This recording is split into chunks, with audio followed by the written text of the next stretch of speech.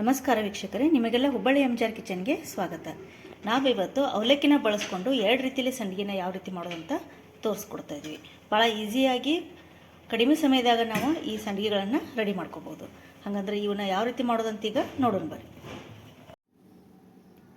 ಈಗ ಫಸ್ಟ್ ಅವಲಕ್ಕಿ ಸಂಡಿಗೆ ಮಾಡೋಕ್ಕೆ 1 ಕಪ್ನಷ್ಟು ಮೀಡಿಯಮ್ ಅವಲಕ್ಕಿ ತೊಗೊಂಡಿವಿ. ತೋಯಿಸಿದ ಅವಲಕ್ಕಿ ಮಾಡ್ತೀವಲ್ಲ ಆ ಥರ ದಪ್ಪದ ಬರ್ತೈತೆ ನೋಡ್ರಿ. ಅದು ತೋಯಿಸಿ ಅವಲಕ್ಕಿ ಮಾಡ್ತೀವಲ್ಲ ಆ ಅವಲಕ್ಕಿನ ತೊಗೊಂಡಿವಿ 1 ಕಪ್ನಷ್ಟು. ಫಸ್ಟ್ ಇದನ್ನು ನೀರು ಹಾಕಿ ಸ್ವಚ್ಛಂಗೆ ತೊಳ್ಕೊಬೇಕು. 1-2 ಸಲ ನೀರು ಹಾಕಿ ನೀಟಾಗಿ ತೊಳ್ಕೊಂಡು ಅದು ಸ್ವಲ್ಪ ಬೆಳಗಾಗಬೇಕಂದ್ರೆ 1-2-3 ಸಲ ನೀರು ಹಾಕಿ ತೊಳ್ಕೊಬೇಕು. ಇದನ್ನು ಈ ರೀತಿ 1-2-3 ಸಲ ನೀರೊಳಗೆ ಹಾಕಿ ಸ್ವಚ್ಛಂಗೆ ತೊಳ್ಕೊಂಡಿದ್ವಿ. ಆಮೇಲೆ ಇದು ನೀರು ಬಸೋದು ಸ್ವಲ್ಪ ನೀರು ಉಳಿಸ್ಬೇಕು, ಭಾಳ ನೀರು ಉಳಿಸಂಗಿಲ್ಲ. ಅಂದ್ರೆ ನೆನೆಯುವಷ್ಟು ನೀರೆಲ್ಲ ಪೂರ್ತಿ ಬಸೋದು, ಸ್ವಲ್ಪ ನೀರು ಉಳಿಯೋಷ್ಟು ಹಾಕಿಟ್ಟು 1-2 ನಿಮಿಷ ಇಡಬೇಕು. ಅದು ಸಾಫ್ಟ್ ಆಗೋಂಗೆ 1-2 ನಿಮಿಷ ಬಿಟ್ಟ ಮೇಲೆ ಅವಲಕ್ಕಿ ಸಾಫ್ಟ್ ಆಗಿರ್ತೈತೆ. ಅದು ನೆನೆದು ಅದನ್ನು ಈ ರೀತಿ ಸ್ವಲ್ಪ ಮೆತ್ತಗಾಗೋಂಗೆ ಕೈಲೇನೆ ಕಿವಿಚ್ಕೋಬೇಕು. ಭಾಳ ಮೆತ್ತಗೆ ಮಾಡ್ಕೋಬಾರ್ದು, ಯಾಕೆ ಭಾಳ ಮೆತ್ತಗೆ ಮಾಡ್ಕೊಂಡ್ರೆ ಸಂಡಿಗೆ ಗಟ್ಟಿಯಾಗಿ ಬರ್ತಾವೆ. ಸ್ವಲ್ಪ ಅದು ಅವಲಕ್ಕಿ ಪಳ್ಳಾಗಿತ್ತಂದ್ರೆ ಕ್ರಿಸ್ಪಿಯಾಗಿ ಬರ್ತೈತೆ. ಅದು ಅಷ್ಟೇ ಕೈಲೇ ಸ್ವಲ್ಪ ಬೈಂಡಿಂಗಿಗೆ ಅನುಕೂಲ ಆಗಲಿ ಅನ್ನೋದಕ್ಕೆ ಒಂಚೂರು ಕೈಲೇ ಕಲಿಸ್ಕೋಬೇಕಂತೆ. ಈ ರೀತಿ ಕಲಿಸ್ಕೊಂಡು ಮೇಲೆ ಇದಕ್ಕೆ ಮಸಾಲೆ ಹಾಕೊಳ್ಳೋಣ. ಈಗ ಖಾರಕ್ಕೆ ಇಲ್ಲಿ ಹಸಿಮೆಣ್ಸಿನ್ಕಾಯಿ ಪೇಸ್ಟ್ ಹಾಕೊಳಕತ್ತೀವಿ ನಾವಿಲ್ಲಿ. ಈ ಹಸಿಮೆಣ್ಸಿನ್ಕಾಯಿಗೆ ಬರೀ ಜೀರಿಗೆ ಉಪ್ಪು ಹಾಕಿ ನಾವು ಪೇಸ್ಟ್ ಮಾಡ್ಕೊಂಡಿವಿ. ಸ್ವಲ್ಪ ಹಿಂಗಿದ್ರೂ ಟೇಸ್ಟ್ ಅನಿಸುತ್ತೆ ಇದು ಸಂಡಿಗೆ. ಆಮೇಲೆ ಖಾರ ನೋಡ್ಕೊಂಡು ಸ್ವಲ್ಪ ಹಾಕೋಬೇಕು, ಭಾಳ ಹಾಕೊಂಡ್ರು ಅದು ಕರದ ಮೇಲೆ ಕಾಟ ಅನಿಸುತ್ತೆ ತಿನ್ಬೇಕಾದ್ರೆ. ಸಣ್ಣದಾಗಿ ಒಂದು ಉಳ್ಳಾಗಡ್ಡಿ ಕಟ್ ಮಾಡ್ಕೊಂಡಿವಿ, ಸಣ್ಣ ಕಟ್ ಮಾಡಿಕೊಂಡು. ಇದು ಆಪ್ಷನಲ್, ಉಳ್ಳಾಗಡ್ಡಿ ನೀವು ಬೇಕಂದ್ರೆ ಹಾಕೋಬೋದು, ಇಲ್ಲಾಂದ್ರೆ ಹಂಗೆ ಬರೀ ಅವಲಕ್ಕಿಗೆ ಹಸಿಮೆಣ್ಸಿನ್ಕಾಯಿ ಪೇಸ್ಟು, ಹಿಂಗು, ಕೊತ್ತಂಬರಿ, ಕರಿಬೇವು ಅಷ್ಟೇ ಹಾಕೋಬೋದು. ಸ್ವಲ್ಪ ಕರಿಬೇವು ಕಟ್ ಮಾಡ್ಕೊಂಡಿವಿ, ಆಮೇಲೆ ಕೊತ್ತಂಬರಿ ಸೊಪ್ಪು ಇದಿಷ್ಟನ್ನು ಹಾಕಿ ಆಮೇಲೆ ರುಚಿಗೆ ಎಷ್ಟು ಬೇಕಲ್ಲ ಅಷ್ಟು ಉಪ್ಪು ಹಾಕ್ಕೊಂಡು ನೀಟಾಗಿ ಕಲಿಸ್ಕೋಬೇಕು.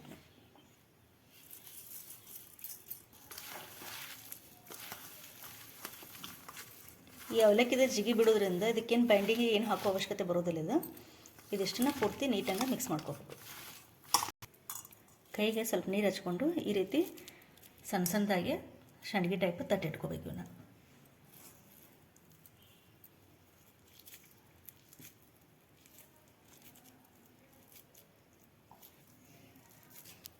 ಈ ಕಡಲೆಬೇಳೆ ವಡಿಗೆಲ್ಲ ಹೆಂಗೆ ತಟ್ಕೋತೀವಲ್ಲ ಆ ರೀತಿ ಮಾಡ್ಕೋಬೇಕು. ಅದನ್ನು ದಪ್ಪದ ಅಂತಿಲ್ಲ, ಒಣಗ್ತವೆ ಪೂರ್ತಿ ಅವಲಕ್ಕಿ ಅಷ್ಟೇ ಇರತ್ತಲ್ಲ. ಆಮೇಲೆ ಈ ರೀತಿ ಅವಲಕ್ಕಿ ಕಾಣಬೇಕು ಮೇಲೆ, ಅದು ಅಂದ್ರೆ ಅದು ಕ್ರಿಸ್ಪಿಯಾಗಿ ಬರುತ್ತೆ ಎಣ್ಣೆ ಒಳಗೆ ಕರೆದಾಗ. ಭಾಳ ನಾವು ಕಿವಿಚ್ ಇಟ್ಕೊಂಡ್ಬಿಟ್ಟು ಅಂದರೆ ಗಟ್ಟಿಯಾಗಿ ಬಂದುಬಿಡ್ತಾವೆ ಸಂಡಿಗೆವು. ಬೈಂಡಿಗೆ ಆಗೋಂಗೆ ಸ್ವಲ್ಪ ಮೆತ್ತಗೆ ಮಾಡ್ಕೊಂಡ್ರೆ ಸಾಕು.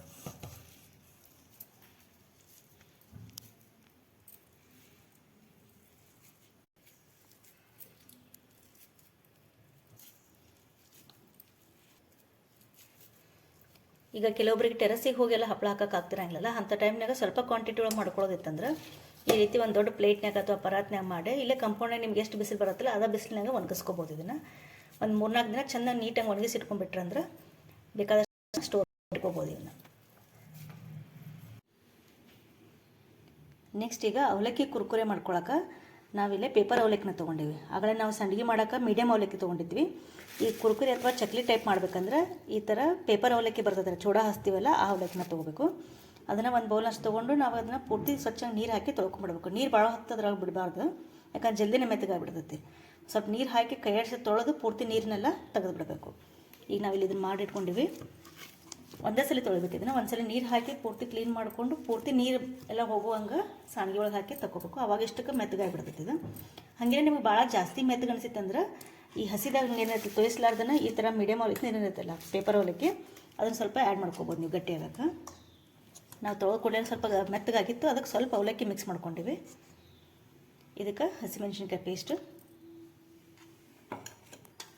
ಇಲ್ಲಿ ಸ್ವಲ್ಪ ಹಾಕೋಬೇಕು. ಹಸಿಮೆಣ್ಸಿನ್ಕಾಯಿ ಪೇಸ್ಟ್ನ ಇಲ್ಲಿ ಖಾರಕ್ಕೆ ನಾವು ಹಸಿಮೆಣ್ಸಿನ್ಕಾಯಿ ಪೇಸ್ಟ್ ಯೂಸ್ ಮಾಡಿವಿ. ನೀವು ಇದ್ರ ಬದಲು ಚಿಲ್ಲಿ ಫ್ಲೇಕ್ಸ್ನೂ ಯೂಸ್ ಮಾಡ್ಕೋಬೋದು, ಅದು ಕಲರ್ ಚೆಂದ ಬರ್ತೈತಿ.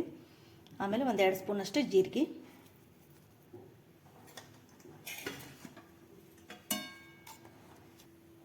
1 ಸ್ಪೂನು ಹಿಂಗು. ಇದು ಬೇಸಿಕ್ ಅವಲಕ್ಕಿ ನಾನು ತೋರಿಸ್ಕೊಂಡಿರ್ತೀವಿ. ಅದಕ್ಕೆ ನಮಗೆ ಏನು ಬೇಕಲ್ಲ ಅದನ್ನು ನೀವು ಆ್ಯಡ್ ಮಾಡ್ಕೋಬೋದು. ರುಚಿಗೆ ಎಷ್ಟು ಬೇಕಲ್ಲ ಅಷ್ಟು ಉಪ್ಪು, ಚಿಲ್ಲಿ ಫ್ಲೇಕ್ಸು ಅಥವಾ ವೈಟ್ ಬಿಳಿ ಎಳ್ಳು ಬರ್ತದಲ್ಲ ಎಳ್ಳನ್ನು ಹಾಕೋಬೋದು ನೀವು. ಇದಕ್ಕೆ ಈಗ ನೀಟಾಗಿ ಕಲಿಸ್ಕೊಳ್ಳೋದು.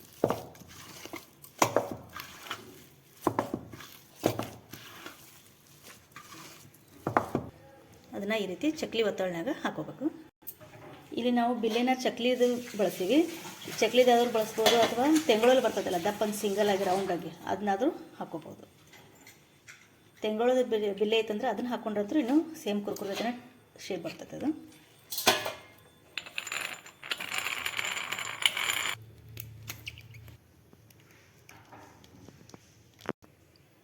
ಈ ರೀತಿ ಕಂಟಿನ್ಯೂಸ್ ಆಗಿ ಒಂದೇ ಲೈನಿಗೆ ಹಾಕೋತ ಹೋಗಿವಿ. ಆಮೇಲೆ ನಾವು ಸಣ್ಣ ಸಣ್ಣ ಸ್ಟಿಕ್ ಆಗಿ ಅದನ್ನು ಕಟ್ ಮಾಡ್ಕೊಬೋದು. ಒಣಗಿದ ಮೇಲೆ ಸ್ವಲ್ಪ ಇದು ಅವಲಕ್ಕಿ ಜಿಗಿರ ಹತ್ರ ಅದಕ್ಕೆ ಸ್ವಲ್ಪ ಒಂದಕ್ಕೊಂದು ಅಂಟ್ಕೊಲಾರ್ದಂಗೆ ನೀಟಾಗಿ ಸ್ವಲ್ಪ ಸಪ್ರೇಟಾಗಿ ಹಾಕೋತ ಬರಬೇಕು. ಆಮೇಲೆ ಈ ಅವಲಕ್ಕಿ ಅಂತ ಇದ್ರದಂತೂ ಕುರ್ಕುರೆ ಅಂತ ಒಂದೇ ದಿನದಾಗ ಒಣಗಿ ಬಿಡ್ತೈತಿ. ನೀವು ಬೆಳಗ್ಗೆ ಹಾಕಿದ್ರೆ ಸಾಯಂಕಾಲ ನಮಗೆ ಪೂರ್ತಿ ಒಣಗಿ ಬರ್ತೈತಿ. ಆದರೆ ಒಂದು 2 ದಿನ ಚೊಕ್ಕಂಗೆ ಒಣಗಿಸಿ ಇಟ್ಕೊಂಡು ಸ್ಟಾಕ್ ಮಾಡಿಟ್ಕೊಂಡ್ವಿ ಅಂದರೆ ಯಾವಾಗ ಬೇಕಾದಾಗ ಕರ್ಕೊಂಡು ತಿನ್ಬೋದು. ಸ್ವಲ್ಪ ಒಂದಕ್ಕೊಂದು ಟಚ್ ಆಗಲಾರ್ದಂಗೆ ದೂರಂಗೆ ಹಾಕೋಬೇಕು ಈ ರೀತಿ.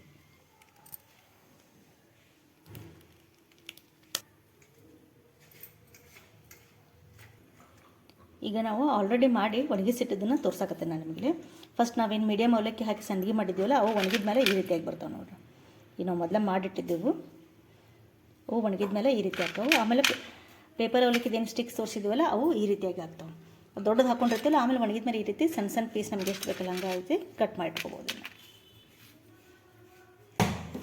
ಇವು ಕುರ್ಕುರೆ ಥರ ಟೇಸ್ಟ್ ಕೊಡ್ಬೇಕಂದ್ರೆ ಇವ್ನು ಎಣ್ಣೆ ಒಳಗೆ ಏನು ಕರಿತೀವಲ್ಲ, ಕರ್ ತಗೊಂಡ್ಮೇಲೆ ಬಿಸಿದ್ದಾಗ ಸ್ವಲ್ಪ ಅದಕ್ಕೆ ಆಮ್ಚೂರು ಪೌಡ್ರ್ ಅಥವಾ ಚಾಟ್ ಮಸಾಲಾನ ಉದುರಿಸ್ಕೊಳ್ಳೋದ್ರಿಂದ ಟೇಸ್ಟ್ ಇನ್ನೂ ಚಲೋ ಅನಿಸ್ತದೆ.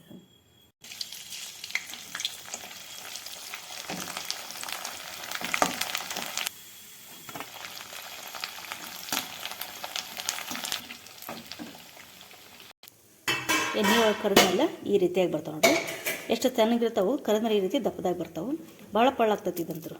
ಇಷ್ಟು ಕೈಯಾಗ ಮುಟ್ಟುತ್ತದೆ ಅಲ್ಲೇ ನೋಡಿರಿ ಎಷ್ಟು ಪಳ್ಳಾಗಿರ್ತಾವೆ.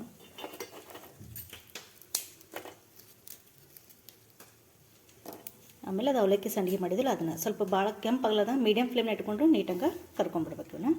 ಈ ರೀತಿಯಾಗಿ ನೀವು ಒಮ್ಮೆ ಅವಲಕ್ಕಿಲೇ ಸಂಡಿಗೆ ಮತ್ತು ಕುರ್ಕುರೆನ ಟ್ರೈ ಮಾಡಿ ನೋಡಿರಿ. ನಮ್ಮ ರೆಸಿಪಿ ನಿಮಗೆ ಇಷ್ಟ ಆಗಿದ್ರೆ ಲೈಕ್ ಮಾಡಿರಿ, ಶೇರ್ ಮಾಡಿರಿ ಹಾಗೂ ನಮ್ಮ ಚಾನಲ್ನ ಸಬ್ಸ್ಕ್ರೈಬ್ ಮಾಡಿರಿ. Thank you.